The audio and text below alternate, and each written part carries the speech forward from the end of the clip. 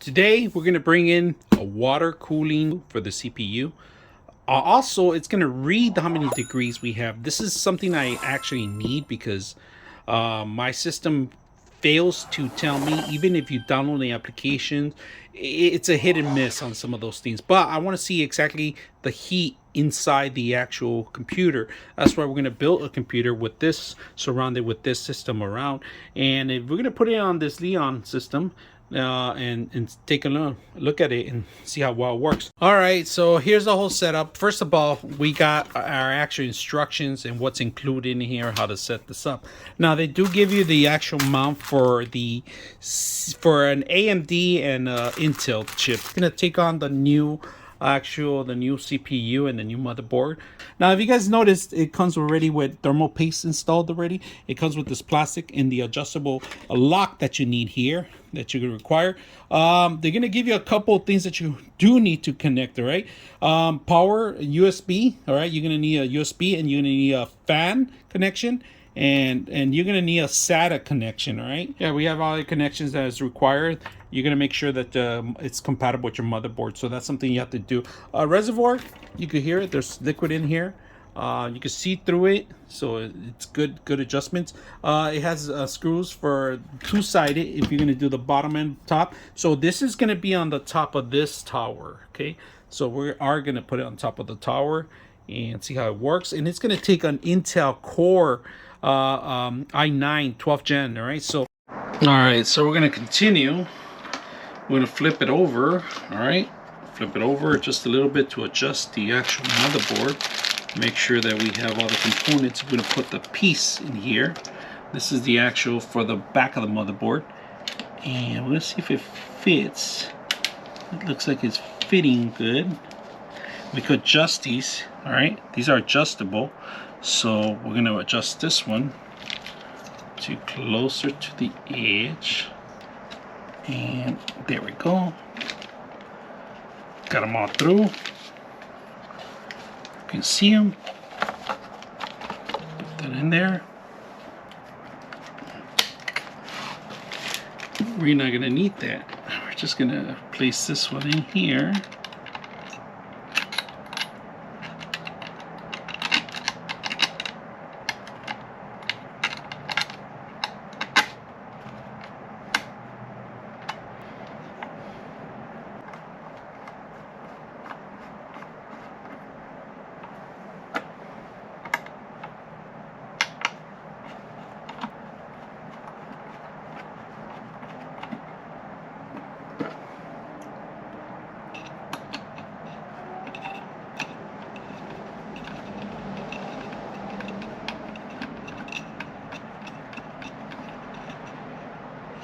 Alright, this is the hard part.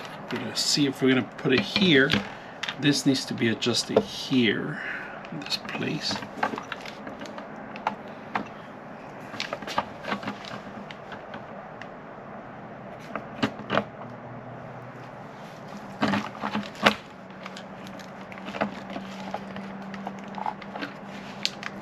Shit.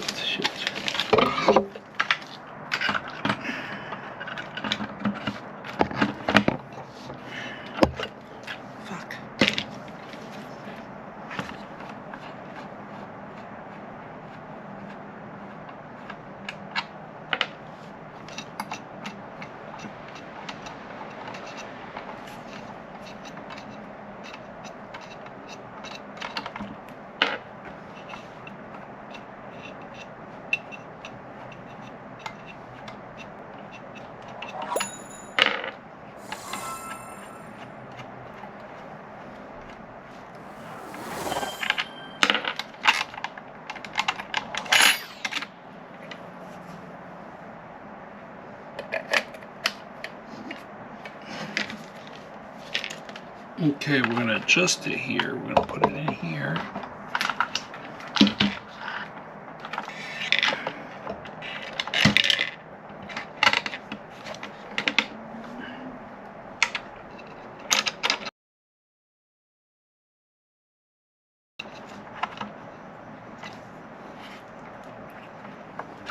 All right, got it well established in there. Set them up on the side here. That one there. But we also want the cables to adjust. So the cables to be here. Okay, before we do that, put one of these washers.